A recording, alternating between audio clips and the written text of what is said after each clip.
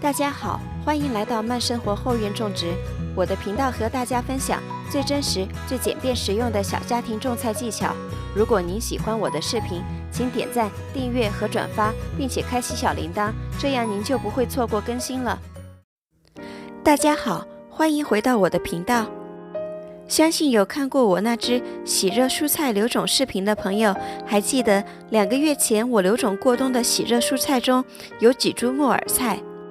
前阵子发生了一点意外，我使用了8年的阳光棚破损，导致我放在里面过冬的蔬菜损失了一半，其中就包括2株相对较大，用来收集种子的木耳菜。抢救出来的这株用水培留种子的木耳菜，看起来冻伤的不是特别严重，虽然颜值不佳，但也并不影响种子成熟。今天我们首先来收集成熟的木耳菜种子，再来看一下那些留在室内过冬的木耳菜如今长得怎么样了。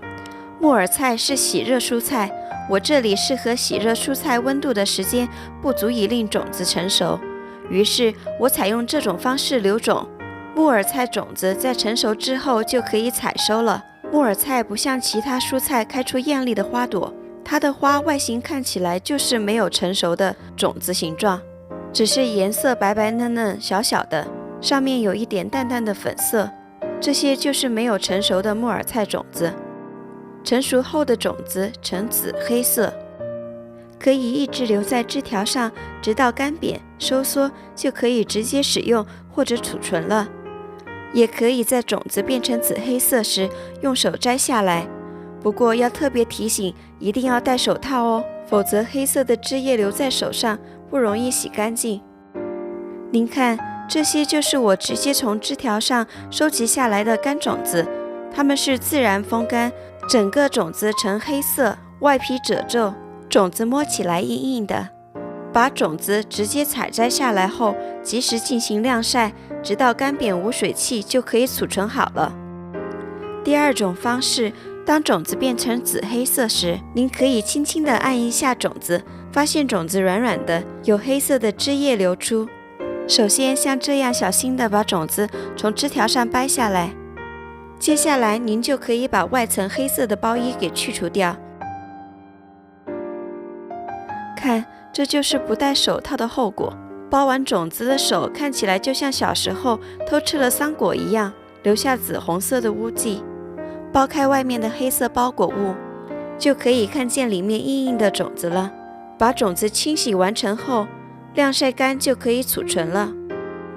如果在春季播种时，气温在20度以上、30度以下，就可以直接播种了。在春季来临之前，需要保持储存环境的空气干燥，以免发霉潮湿。有的朋友可能还在疑问，既然我可以在超市直接买一把木耳菜扦插，为什么还要自己留种呢？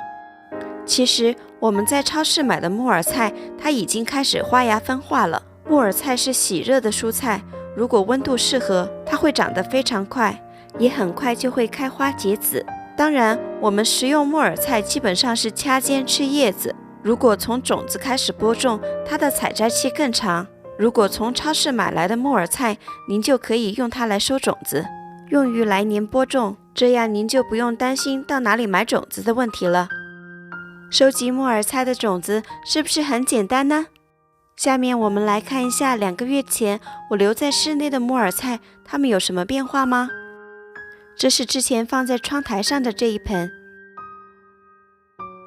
现在看看它的尺寸没有太大的变化，但是长高了不少。家里的温度长期保持在10几20度，窗台的光线也并不好，但是让它室内过冬完全没有问题，只是弱光和相对较低的温度不会像它像夏天一样飞速的生长。这2株是水培留种的木耳菜，它们同样被放在了弱光的窗台上。我们来和2个月之前对比一下，体积上基本没有什么变化，只是长出了更多的新根。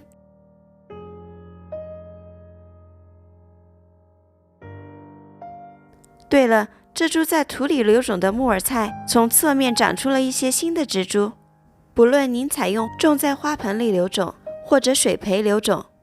不用担心整个冬季它的植株大小没有多大变化，只要来年您把它重新种在土里，木耳菜喜热的特性让它在高温天气能够迅速长大。您每年都可以采用这种方式留种或者收种子，所以木耳菜真的是一种可以只买一次就永远不用再买的蔬菜。今年您是否也让木耳菜在室内过冬了呢？明年您也用自己种的木耳菜来收种子吧。谢谢您的收看，今天的分享就到这里，我们下次再见。